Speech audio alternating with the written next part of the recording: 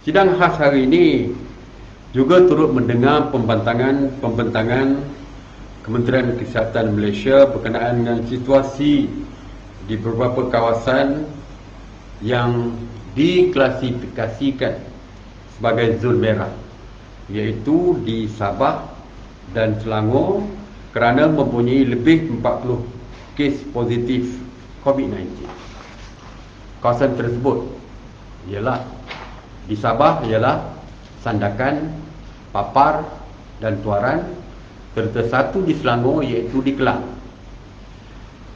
Melihat kepada peningkatan kes COVID-19 di kawasan-kawasan tersebut, maka mesyuarat khas hari ini, mesyuarat khas MKN ini, sidang khas MKN ini telah bersetuju untuk melaksanakan Perintah Kawalan Pergerakan Bersyarat di 4 kawasan tersebut bermula pada 9 Oktober 2020.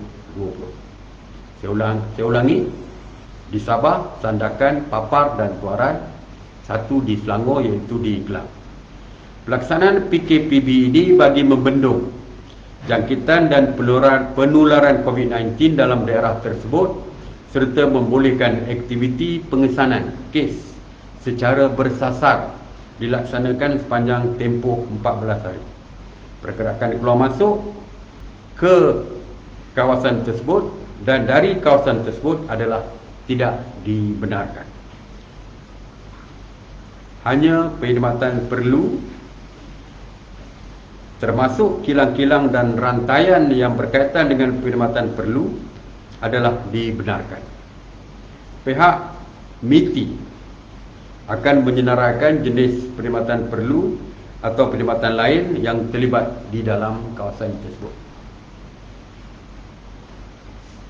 Antara SOP, saya tak akan sebut semua SOP, cuma yang pentingnya untuk keluar membeli barang keperluan misalnya, hanya 2 orang saja dari satu rumah yang dibenarkan. Yang lain terpaksa tinggal terus berada di rumah masing-masing.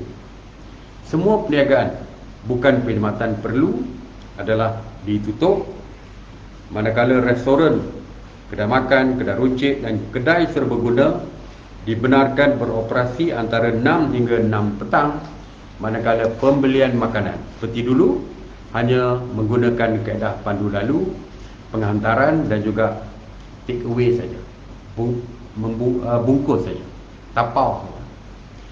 Waktu operasi stesen minyak adalah antara 6 pagi hingga 6 petang sahaja. Operasi pasar harian 6 pagi hingga 2 petang. Manakala operasi pasar malam, pasar tamu, pasar borong dan pasar tani adalah tidak dibenarkan.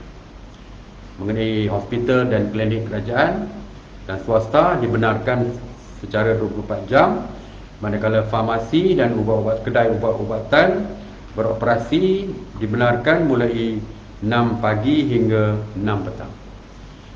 Manakala kenderaan-kenderaan yang membawa barangan keperluan ataupun essential produk dibenarkan keluar masuk dengan mendapatkan kebenaran terlebih dahulu daripada PDRN. Perkhidmatan e-hailing dibenarkan membawa maksimum 2 penumpang dan hanya boleh beroperasi dari jam 6 pagi hingga 8 malam saja, manakala perkhidmatan bas ekspres dan bas henti-henti tidak dibenarkan.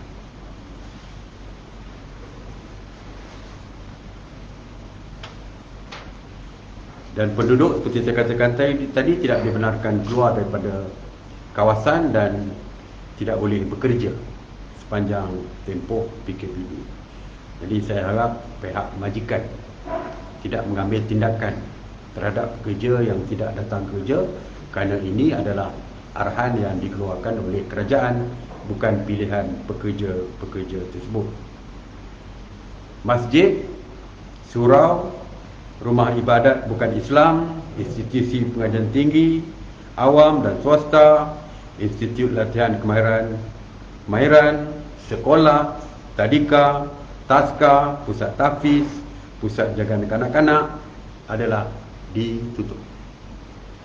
Semua aktiviti sukan, rekreasi sosial, aktiviti sukan, rekreasi sosial dan budaya juga tidak dibenarkan. Jadi semua aktiviti sosial, agama, budaya tidak dibenarkan kecuali aktiviti ekonomi tertentu yang dibenarkan.